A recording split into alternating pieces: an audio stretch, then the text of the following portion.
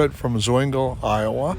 The truck is a 1959 B61T Mack. Originally, it hauled swinging beef from the Dubuque Packing Company in the early 60s. Ended up hauling junk back and forth to Chicago. It had an in-frame overhaul. Then it came back and sat in the shed, and I found it down by the packing company. It just happened to be there one day, and we haggled over the price. And how long ago did you find it? About 1993 is when I first started.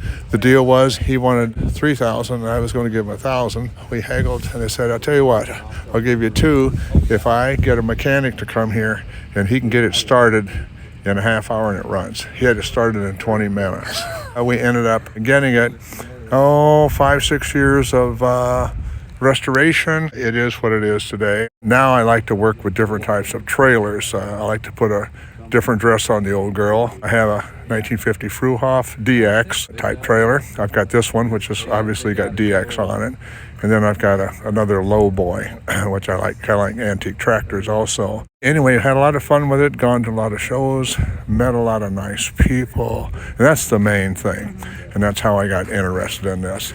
How I really got interested was when I was a kid on a tobacco farm in Kentucky. There was a truck stop right across our rock fence. And I'd watch these old Diamond T's and Peterbilts and Kenworths and all of them go. And I thought, someday. Well, then I ended up going to shows, and I liked them. Then I found this Mack, like I told you, in a shed down by the packing company in Dubuque, and it all seemed to work out really, really well. What's the engine, transmission, all that? The engine is a E&D 673 non-turbo, naturally aspirated, about 170 horsepower.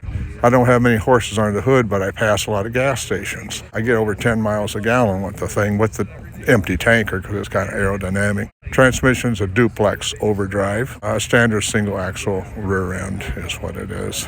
And it used to be green. Mack only painted, they all had green interiors, the Bs, to my knowledge, except fire trucks.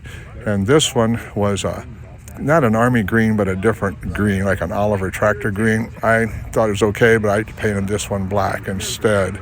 But you only had like several colors you could choose from, but everybody got green interior. So, is the sleeper on this truck a little unique?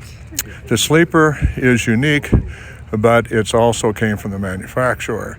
Down in, I think it's Orrville, Ohio, or Orrville Manufacturing. I've got some brochures on it. They made the cab for these down there. And what's unique is the doors face out like a butterfly or a bat or something, and it makes it wider in the back, of course, for the sleeper, but they must have had small truck drivers back then, because, 6 foot, 200-pound guys have a hard time, trying to put 2 quarts in a 1 quart basin, The doors, I had to buy another truck, a dump truck that was bad on a rock quarry. So I took the fenders and the doors off of it, and it was a straight day cab.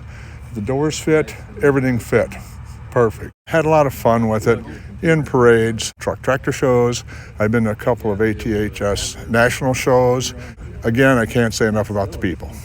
Just got to remember and remind the people not to smack their heads with the mirrors because of the angle of the doors, right? You warned me, and I'm very thankful for that. Yeah. When you shut the door, on an angle like that, you better be standing back a little bit, or else that mirror, you're going to be looking pretty close at yourself right there.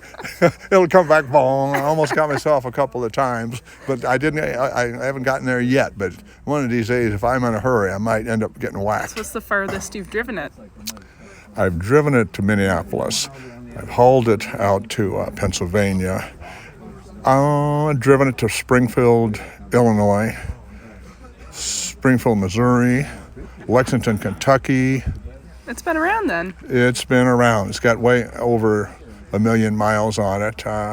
Again, it had an in-frame overhaul in Chicago. From the weigh tickets and everything I found under the seat, with mice and everything else, when I first got it, found out a little bit about the history of it. But anyway, it's very enjoyable. It's a fun truck to drive.